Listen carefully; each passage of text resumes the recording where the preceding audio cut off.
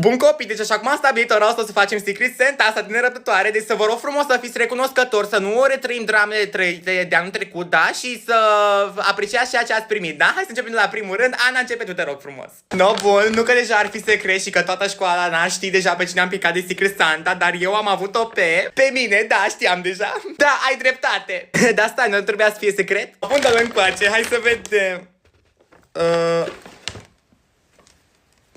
Asta e lumânare. Maria nu. Maria să nu cumva, da? Că e și la un cadou, te rog frumos. Da, sigur. Deci am primit o lumânare, dragi colegi. Am primit nu știu, o sărățică învelită într-o folie de aluminiu și... Ce-i tâmpitul ăsta? Ce, nu-ți place? Maria, te rog frumos, nu te criza și mulțumește Ianei pentru ceea ce ai primit. Acum, te rog frumos. Să mă bată elfii de eu înțeleg sărbătoarea asta, că așa puteam să-i cumpăr și eu, să-i dau un muc învelit în folie de ambalaj.